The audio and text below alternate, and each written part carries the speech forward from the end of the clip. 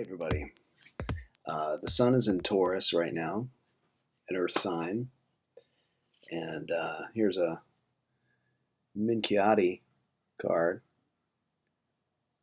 I do enjoy these Minchiati with all the different zodiac and stuff and the elements.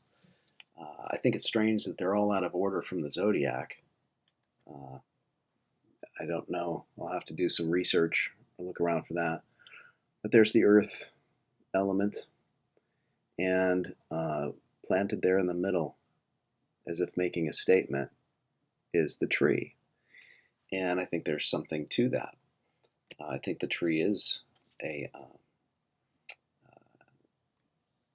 the perfect symbol all around the world for the meaning of life springing from the earth.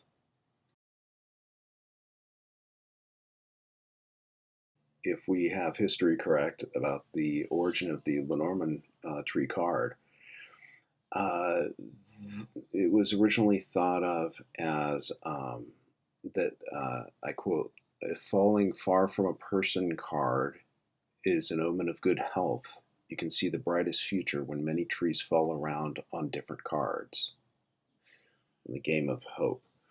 Um, so the idea was that if the tree was near a card of your interest, it was sucking or draining the life out of it for itself.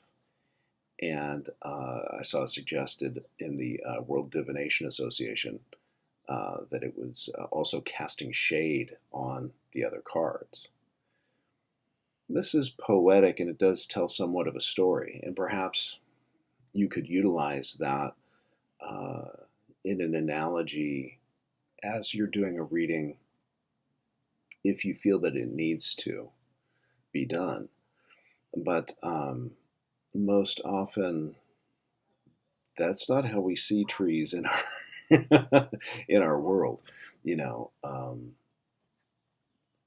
gotta say, uh, there there are parasitic plants, and sometimes trees can cause problems to your building foundations, plumbing, things like that.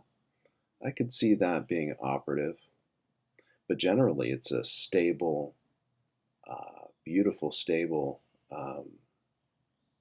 presence that illustrates the exchange of elements, the air, carbon dioxide, uh, nitrogen from the soil, water, and so forth.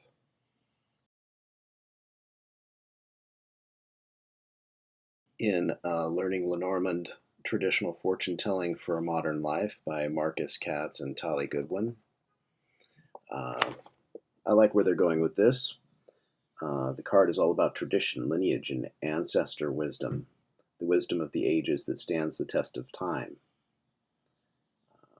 Thousands of years old, stood solid and strong um, uh, throughout famine, war, turmoil. This is actually about withstanding sickness rather than causing it, which I think is a much better track for most cases. Okay, and then also in The Essential Lenormand by Rana George, um, this card usually features beautiful, lush tree with green scenery around it. The tree is a powerful symbol, ancient antenna linking heaven and earth, fertility, and things that grow, longevity, endurance. The tree concerns all health matters, but look where they go with it: spiritual, mental, and physical. It is our vital energy, our roots, and our evolution, as well as cycles of regeneration. And it represents maturity over time.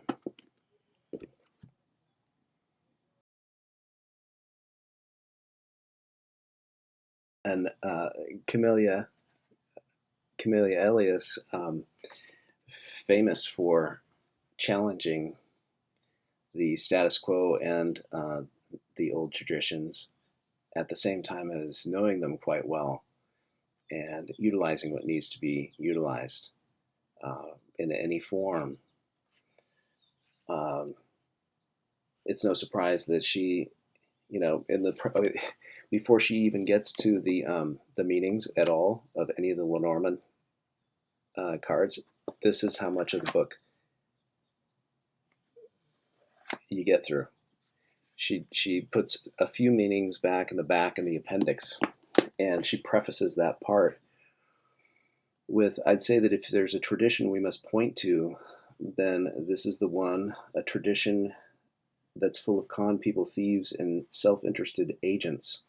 So the stereotype holds through this.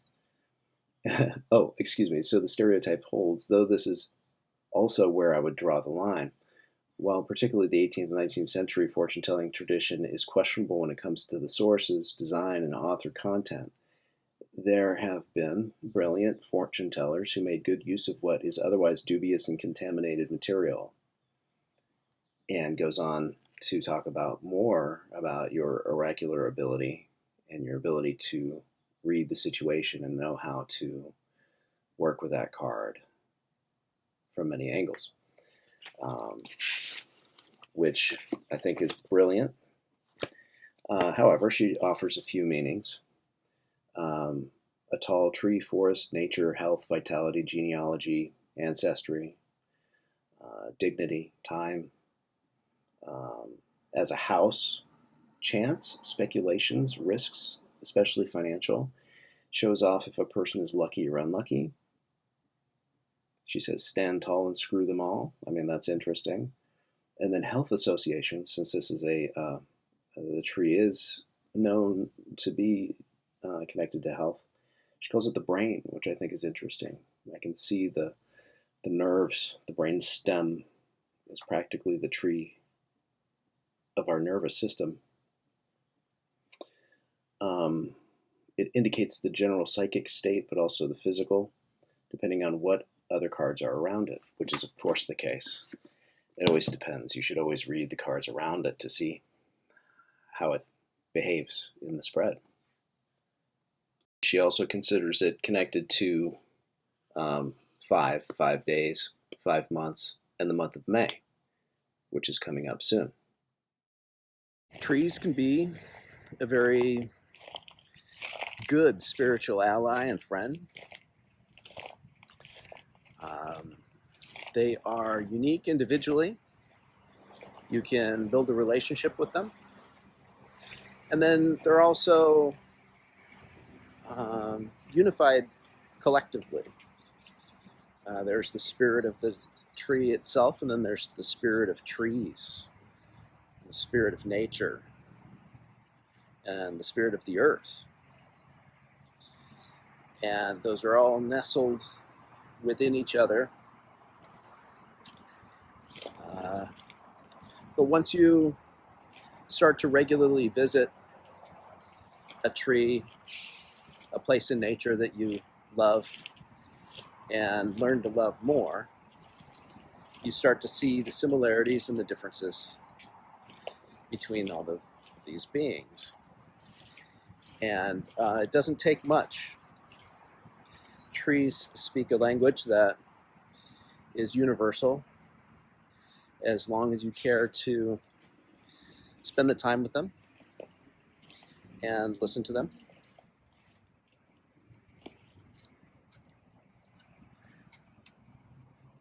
Say hello. Look up into their canopy. And it reminds you that when we're busy with our lives, running around, thinking that we're making progress, or maybe we are making progress, the tree, your friend, is there, just always rooted to the ground.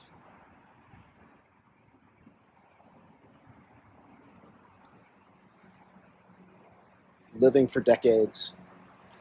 And when it feels hectic, or you feel scattered, or that you're running around too much, or you're reviewing actions that you made out there in the world, you return back to the tree, They will quietly remind you what it's like to be still. And maybe if you're wondering how, under a stressful condition or a difficult time, you can achieve stillness, they are among the best to show you how to do it.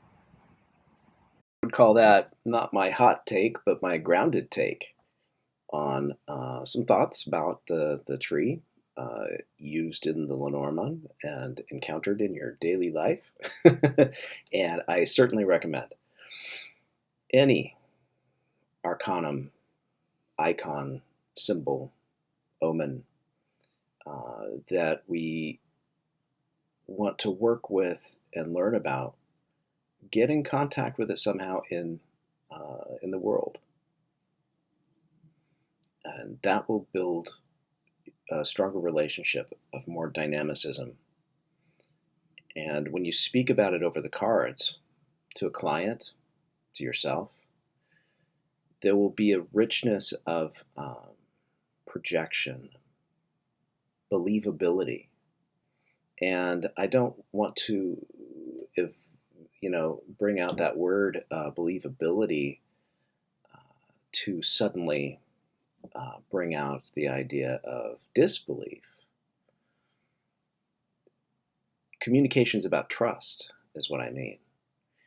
And that is a huge factor on whether your communication goes well, is how connected are you to the thing that you're talking about. People will feel this, and they will allow themselves to listen to the words and even better, the meaning. Because let's face it, the card doesn't have any meaning. It's what you are conveying to each other in that space over the cards that elicits meaning. And we know meaning when we feel it. That's the point of the exchange. We want to transpose the images that we see there into something that functionally brings about something worthwhile, something that you can use, something that changes your mind from the way you sat down. That's meaning. So have an excellent week, day, month, May.